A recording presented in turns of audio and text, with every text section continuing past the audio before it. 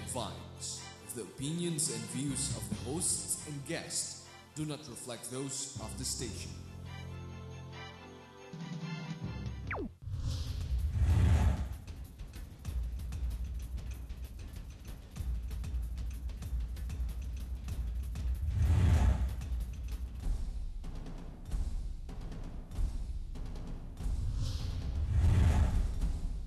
Peoples of this country, hindi makikita yung mga pinanggalingan natin. Basta ito, susundukan mo. Doktor, abuling ka ng aso. Lahat ng tinanas. Hindi nire-release naman ng pork barrel kasi useless naman. Mga patay, papabigyan ko ng 5,000 from my... So, Marami na nagsasabi na Hindi. Dahil baka mangyari, lahat ng madi-dismiss, mang-hostage na lang para ma-reinstate.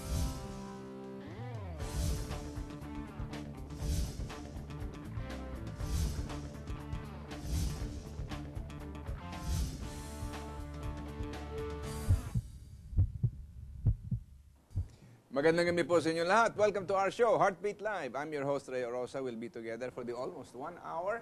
At mag-uusap po tayo dun sa tungkol po sa ibang mga bumabagang mga issue dito sa ating bansa.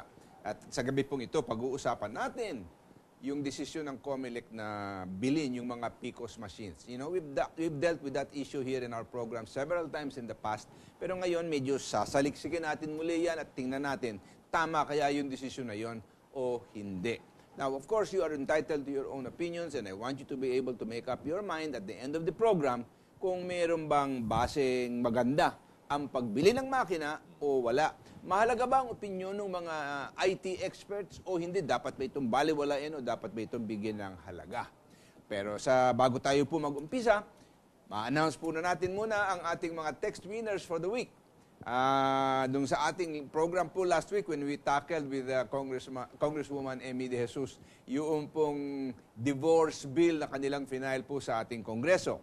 Ang the first winner po natin, si Fred of Makati. Dati ng winner ito, 0916-586-4197. Ito ang kanyang komentaryo dun sa text sa topic natin. Good PM Heartbeat, what law can man give better than the law of God? Divorce is counter to the teaching of the Bible. The concerned lawmakers must read the Bible first so that they will receive divine enlightenment. Okay, I know that the topic of divorce is a very controversial one and people are going to say na huwag kayo magdiborsyo. But sometimes divorce is like committing a sin. Everybody keeps saying don't commit a sin but sins are still being committed. Di ba? So the question now is, ano ba ang role dito ng pamahalaan? You know, I've told you my position that I'm in favor of divorce law from the simple reason that we need to provide equity and equality of rights between husband and wife pagka irretrievably broken down na yung relationship. Sapagkat dito, ang karamihan po ng text pumapasok dito, naku, yung asawa ko, nakalimutan na ako, hindi na nagsosuporta sa aking mga anak. Anong recourse ng babae? Wala. So dito dati nakikita na kailangan, kasi napaka-macho ng mga Pilipino, hindi ba? Niisip lang natin yung ating sariling kaligayahan, tapos kung hindi kayo magkasundo ng asawa mo, humanap ka ng ibang babae na makakasama mo, kakalimutan mo na ito. At hindi naman tama yun, lalo na kung meron kang mga anak doon sa iyong tunay na asawa. Kailangan magkaroon ng paraan sila para makatanggap ng wastong suporta ayon sa kakayahan naman ng lalaki. I do not think divorce law should be used to para bang pangbenggansa ba sa lalaki kung siya nagkasala. Hindi rin naman tama yon. Pero I think it's a legitimate government function to recognize when a relationship has broken down and both of them admit to that na wala nang posibilidad na sila ay magbalikan. I don't think it is necessarily something that works against marriage. Sabi kanila, naku, dadali ang diborsyo. Marami magdidiborsyo. Hindi ang the presence of a divorce bill does not make a divorce. The presence of a divorce bill simply recognizes what's already existing. Basag na yung relasyon. Magkahiwalay na madalas yung mag-asawa o hindi na talaga magkasundo. And there has to be a way out so that peace can be established and that equity can be established. But that's just my opinion po. Kayo ay meron kayong sariling opinion. Hindi sa binabaliwala ko din ang karapatan o ang halaga ng kasamiento. Napakahalaga po yan. Kanya lang, nagkakamali, natural ang tao kung minsan. And some of the marriages na talagang pinapasukan ng mga tao is very ill-advised. Ang second winner po natin sa ating text of the week is from Jaime of Tondo, 0919-221-2562.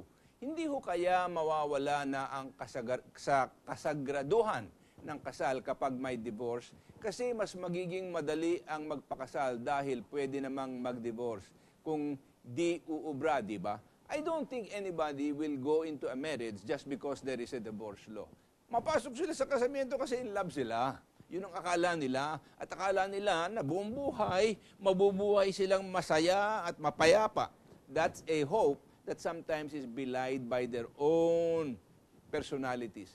Kasi sabi nga nila, ang kasamiento daw, parang dalawang bato na magaspang. Pinasok sa isang supot or buslo. Tapos inanyanig na ganun. Well, over time, sa dadaming taon na lumalampas, pagkatapos, ang lalabas doon, dalawang makinis na bato. Pagka nagkakiskisa ng gusto, nawala na yung gaspang ng bato. Well, sabi nga nila, marriage at best is a gamble. At saka kung hindi naman talaga nagpapasakop sa Diyos ang tao, ay talagang mawawalan sila ng pasyensya sa bawat isa at bawat isa. But, we will reserve that for some other time. Okay, sa gabi pong ito, meron akong dalawang panauhin dito na gusto kong madinig ninyo rin ang kanilang sasabihin tungkol sa desisyon ng COMELEC. You know, we've been trying to invite the COMELEC to come and share their views here, but they have consistently said no.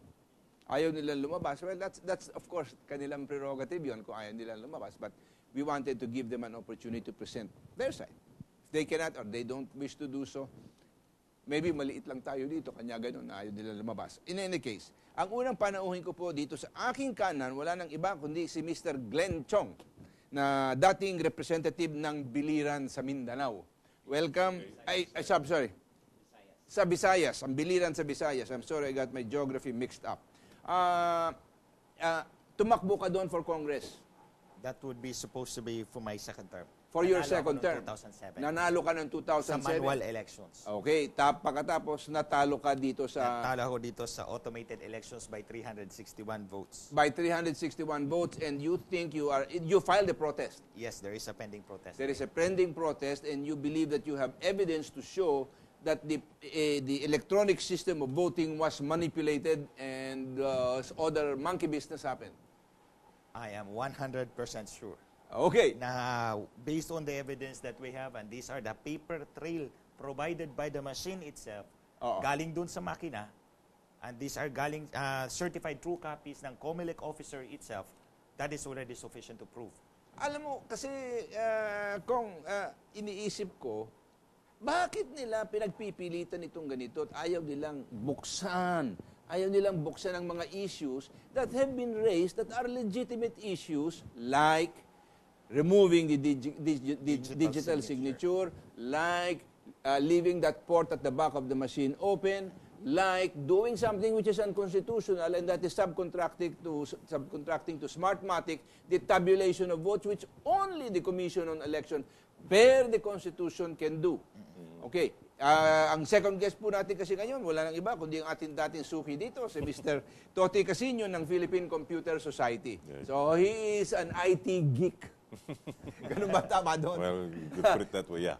Oo. Sige, Toti, anong take mo dito? Well, actually, from what the COMELEC have decided recently, and we all know that they already exercised Bibili nila yung mga makina. option to purchase, the IT community is still against it because primarily there are a lot of technical issues that have not been resolved in 2010, like in the case of Congressman Glenn, and they have already gotten enough evidence to prove that the authenticity and credibility of the results are highly questionable. It will be subject for further forensics. Okay, that means also, kung nangyari yun kay Kong Chong sa Biliran, saan pa kaya nangyari? It could happen to anybody else. And was it a massive...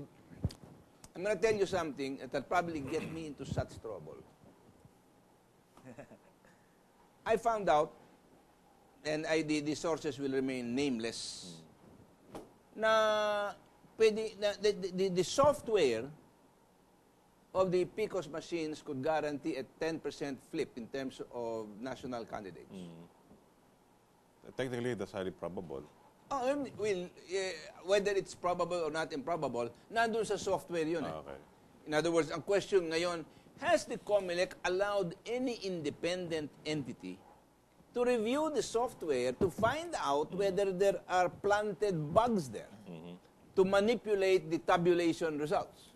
Okay, let us cite 2 incidents. No, we all know that in Cagayan de Oro, there was this incident where they saw a lot of CF cards in a dump site. And in one committee hearing in Congress, the response of COMELEC was they have that under investigation, of which up to now, we don't know the results. The other incident is the one of the 60 confiscated PICOs found in Antipolo, together with a B-gun, which is the used for transmission. That was also subject for investigation, and that too has no resolve.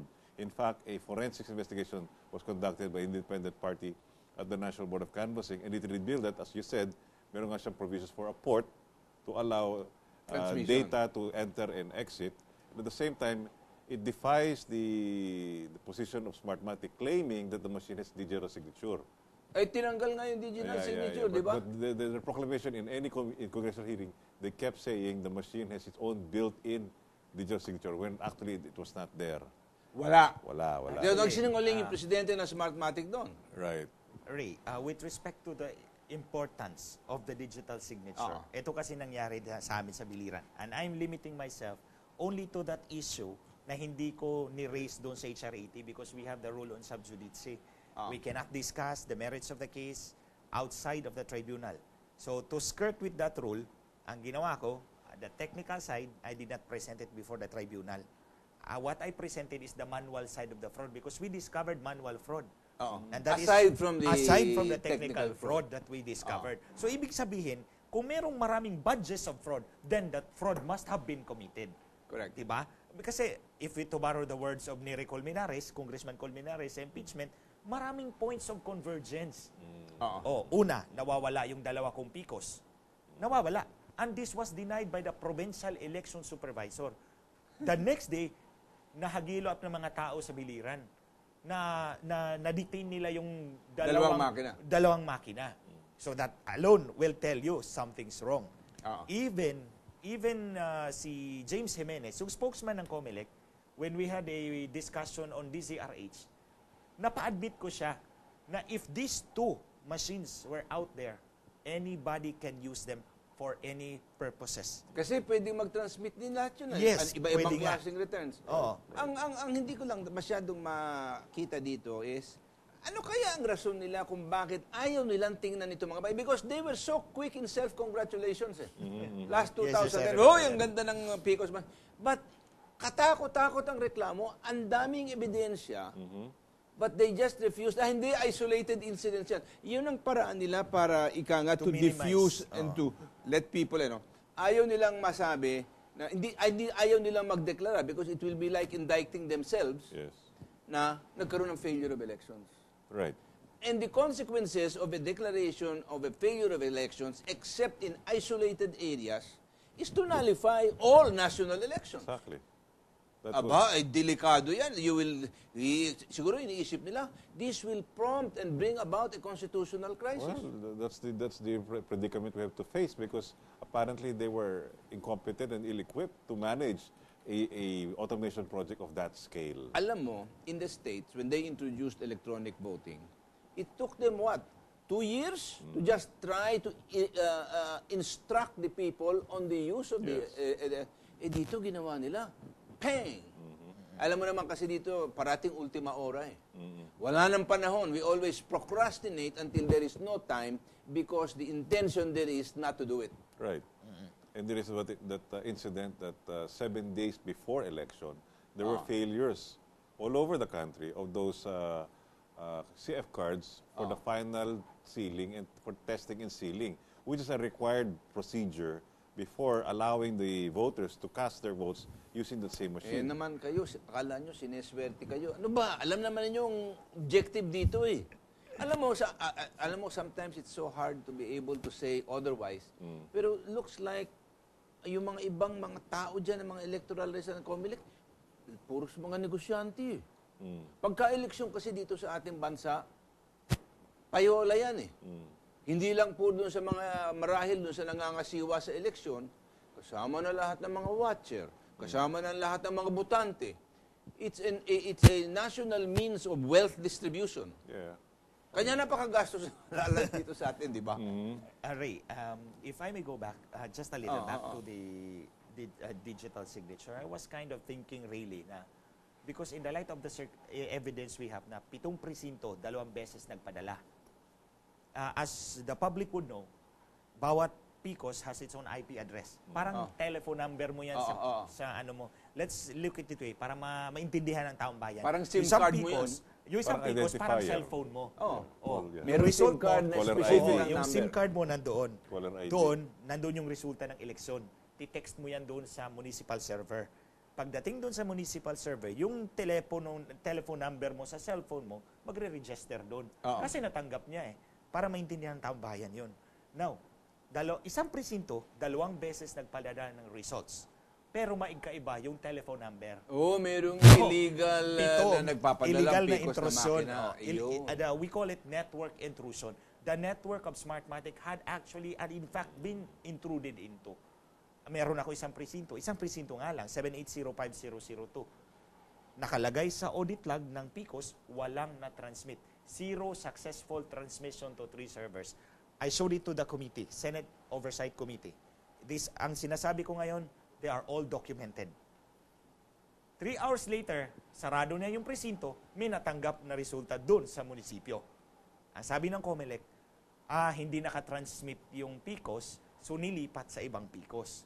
So okay, assuming that is correct, kahapon niribat ko sila doon sa komite. Kung ganun, yung telephone number ng barangay na to must be similar to another barangay kasi ginamit mo Tinanggal mo yung SIM card, sinaksak mo sa ibang PCOS, sa ibang cellphone. So magkapareho yung telephone number. Hinanap ko yung buong biliran, walang magkapareho. Ibig sabihin, that transmission was unique. That transmission, yung Illegal na transmission. Illegal yun. 10.12.3.143. Yun yung IP address. The question that we must ask is if everybody is doing their own business in the local elections. To each his own. Ano pa kaya ngayon sa national? Then it's just, even the magnitude would be greater. Well, this is where I have to tell you that based on my own information, napakalaki ng nangyari din maski na sa national. And I'm talking about my own personal knowledge. I'm not talking about hearsay.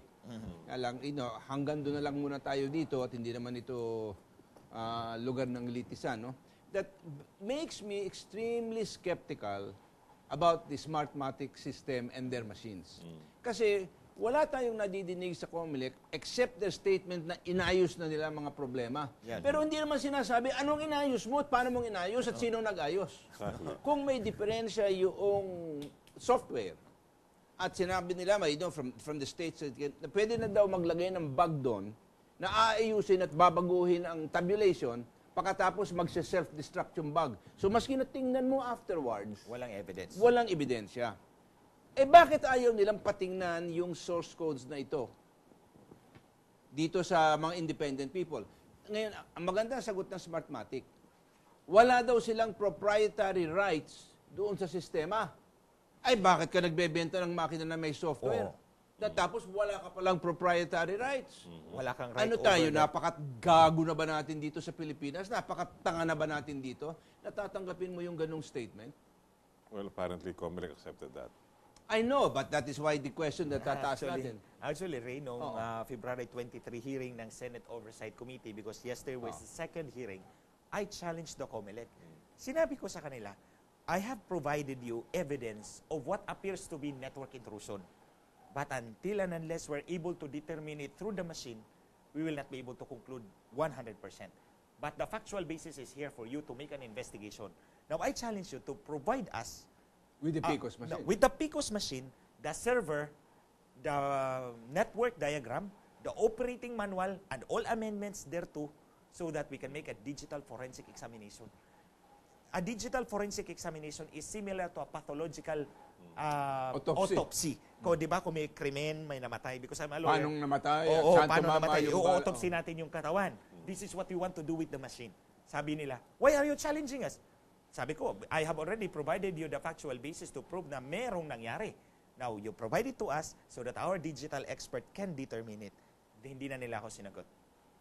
Ayaw nilang patingnan. Oh, ayaw niyang patingnan. And yesterday, I remember, ang sabi ni chairman was, it's better we discuss this in the office. The office. Bakit nila tinatago itong problema dito? That's what I cannot Well, understand. the reason is because, in the Senate committee hearing, there's so much things to discuss on a policy level. To them, to talk about the technical details, it need be done in a different venue.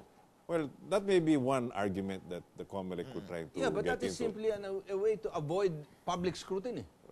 Para hindi malaman ng taong bayan, ito lang na nangyari kung paano hinahaw siya ng mga eleksyon. Precisely. At sino ang mananagot?